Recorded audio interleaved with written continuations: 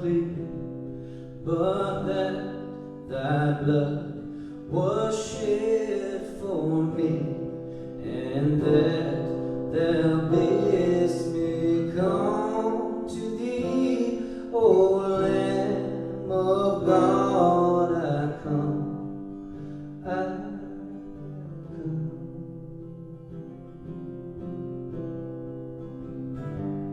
Just as I am waiting not to rid my soul of one dark blot, to thee whose blood can cleanse each spot, O Lamb of God, I come. I come.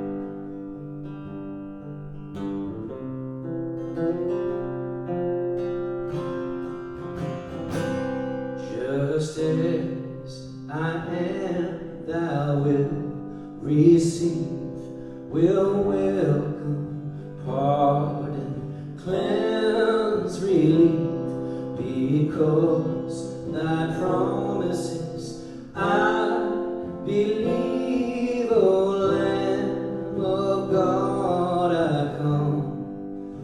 I come.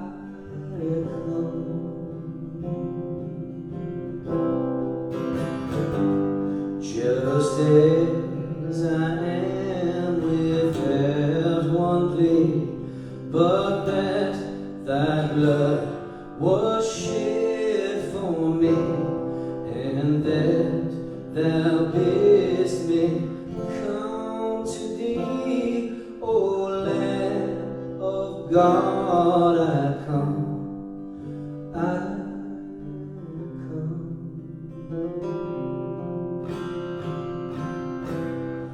O Lamb of God, I come. I come.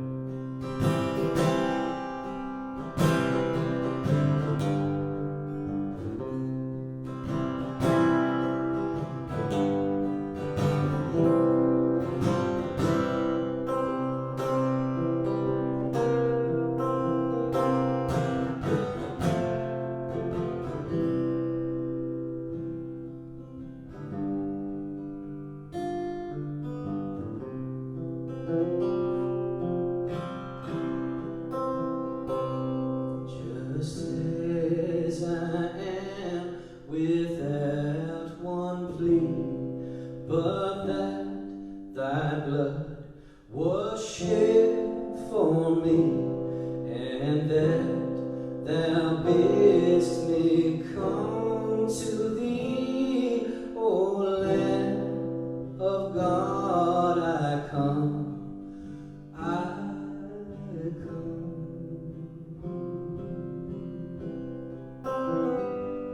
Just as I am, and waiting not to rid my soul of one dark blot, to thee whose blood can cleanse each spot, O Lamb of God, I come. I come.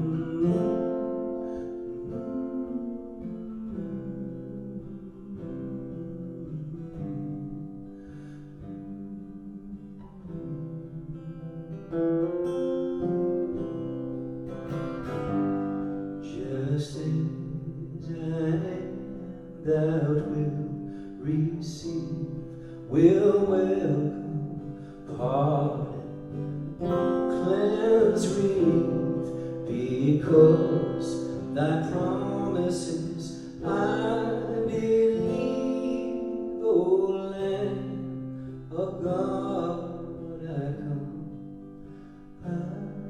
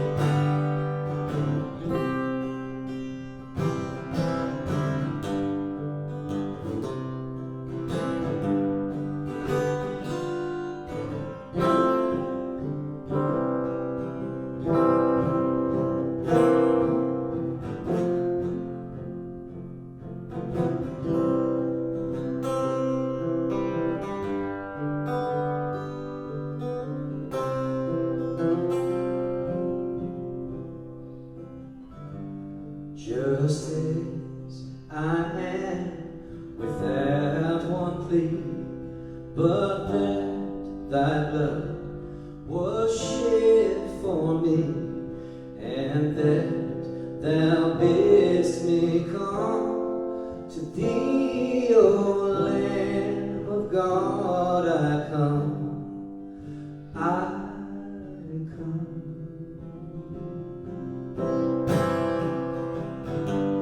Just as I am, though waiting not to rid my soul of one dark blot, to thee whose blood can cleanse each spot, O Lamb of God, I come, I come.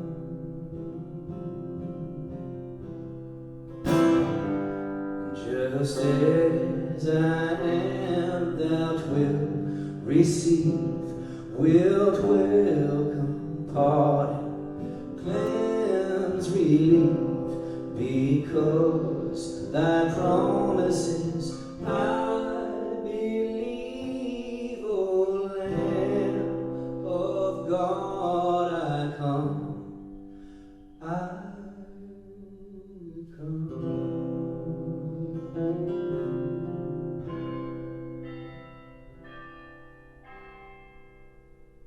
Thank you, John Francis. Good afternoon. Welcome to St. Paul's 5 minutes at lunchtime for this Tuesday of the 4th week of our exile. These lunchtimes, we are taking a few verses from Paul's letter to the Romans and applying them to our current crisis to see what nugget of wisdom or of inspiration we can derive from God in these difficult days. So here is today's Bible verse from Romans chapter 8, verse 28.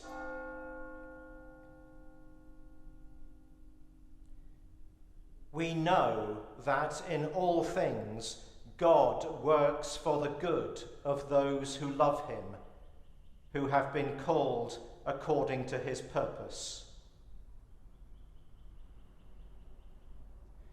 We know that in all things God works for the good of those who love him, who have been called according to his purpose. But when you go through times of suffering, particularly times that appear to have no meaning and no cause, where no one seems to be able to apportion blame. It just appears to be random, meaningless suffering.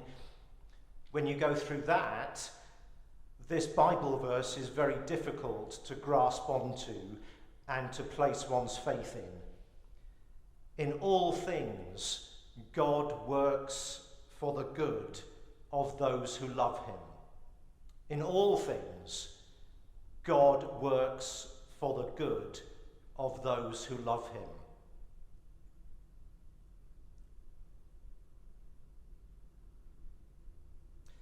The chaos and the pain birth growth and renewal. In times of suffering, in times of exile, such as the times we are experiencing now, we can become new people if we choose to. If we choose to spot God, if we choose to draw on the hope and the resources that he provides, if we choose to live in the truth of that Bible verse, we can become new people. The temptation, though, is to run away from the opportunity to live in the moment, to live in the pain, and to be transformed. But chaos and pain birth growth and renewal. There was once a man who was shipwrecked, and he was washed up on a small desert island. He was the only person on the island.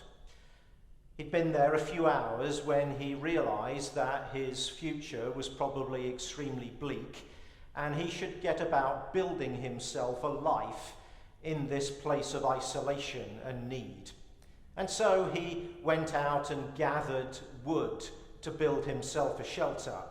He established a routine each day, which involved climbing up a hill to get water from a fresh spring and bringing it down, and then going and hunting for berries and small animals that he could eat.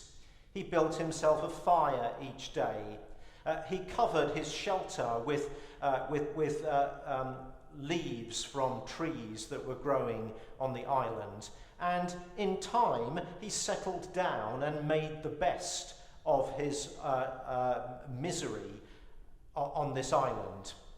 He developed a pattern of life, and he actually began to, well, if not almost enjoy his life, to at least become accustomed to it.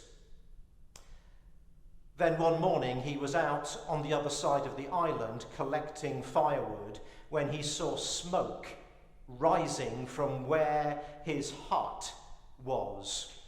He ran back to his home to find it in flames, and within minutes it was completely disintegrated. He was both distraught and angry. He threw himself onto the sand. He punched it. He screamed at God, "Why have you done this to me? Even the very small thing that I have, you have taken it away from me." That night, he fell asleep under the stars in tears.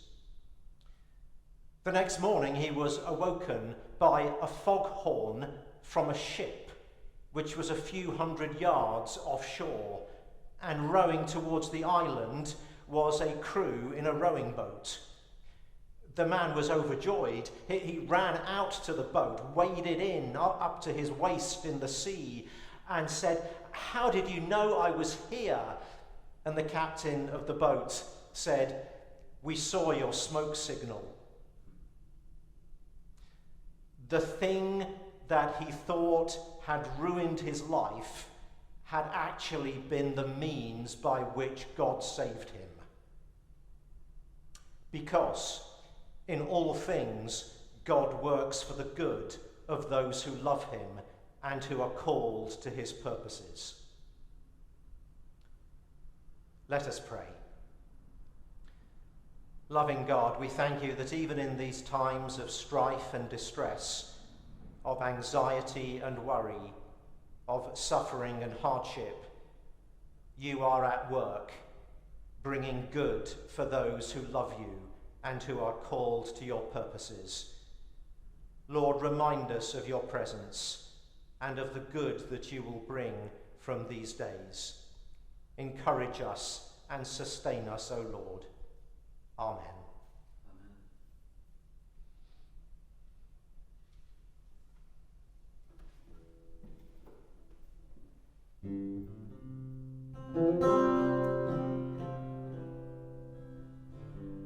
Just as I am, without one plea, but that thy blood was shed for me, and that thou bidst me come to thee, O Lamb of God, I come, I come.